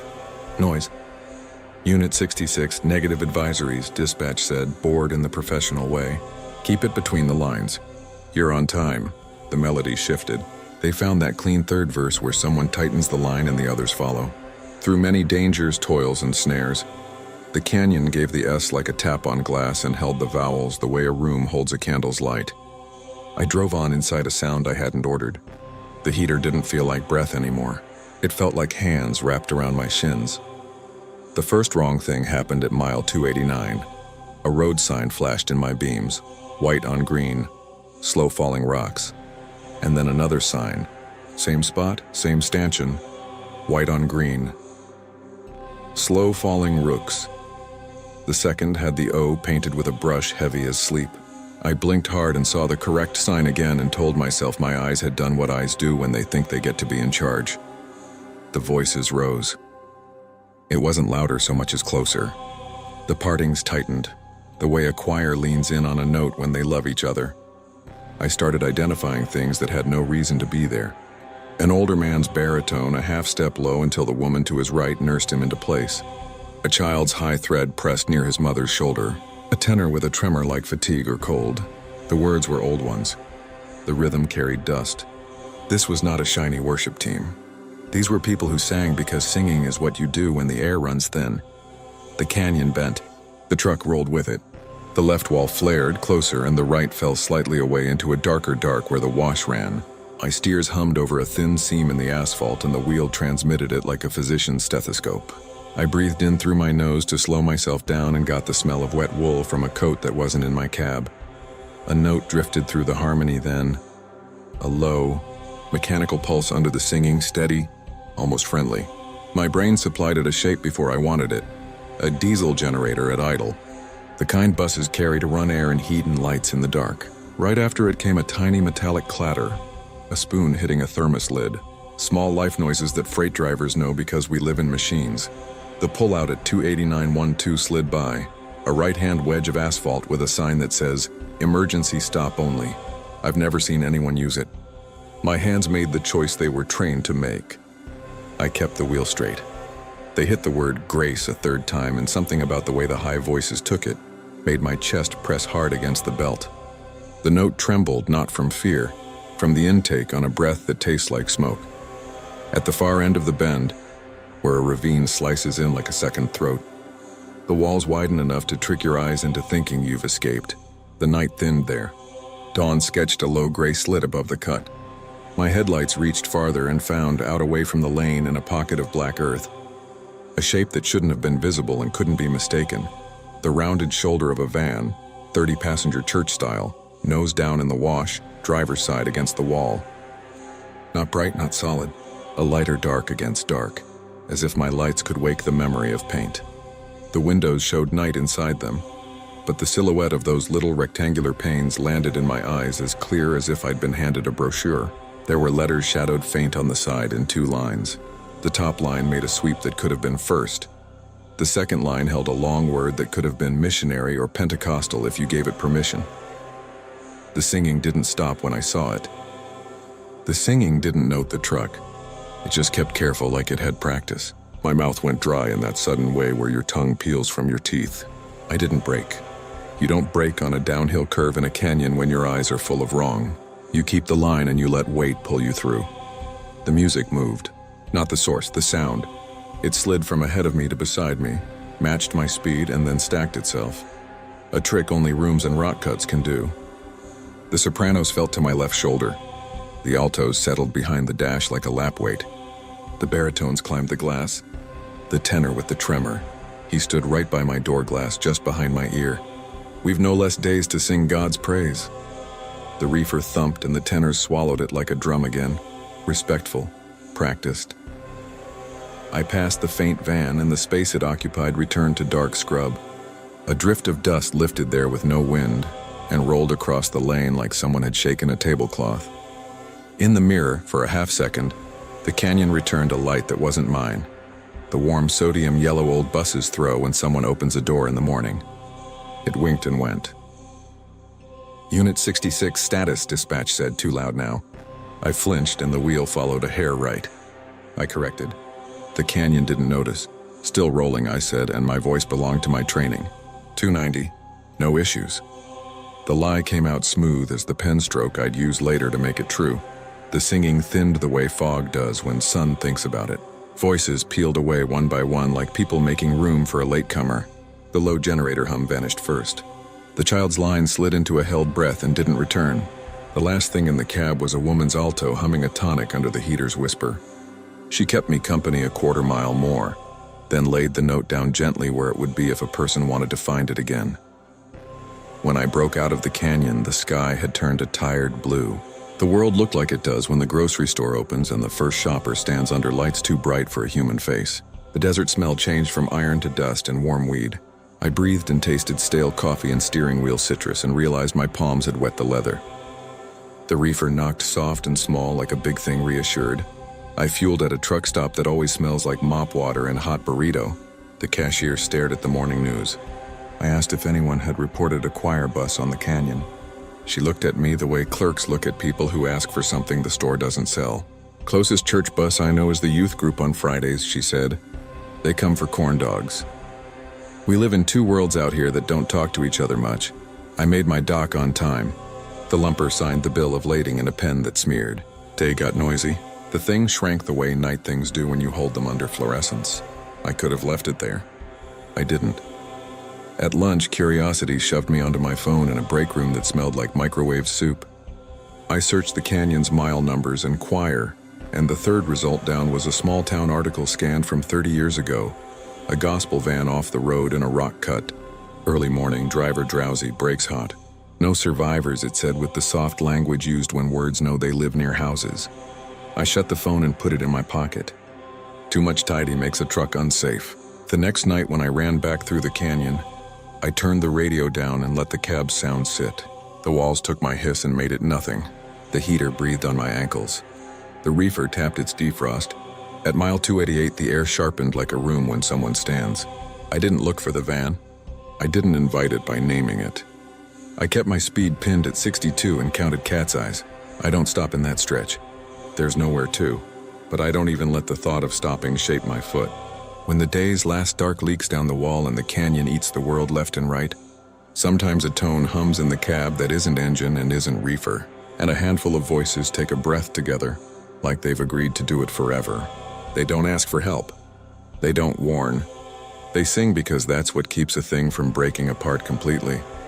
If you run that way near dawn and the canyon tightens sound until it turns into a skin around your head, and you hear a choir find each other where the radio should be, don't look for a bus and don't hunt logic until you drift. Keep the line. Let your truck be your room. Let the song pass through you the way wind does, noticed, carried, not captured. The mile doesn't need you to solve it. It needs you to leave it the way you found it. I still don't know if it mattered that I listened. Some nights, much later, when I'm parked behind a warehouse and the reefer knocks and the yard light hums, I hear a single alto find a note in the noise and hold it long enough I can lay my own breathing on top like a harmony.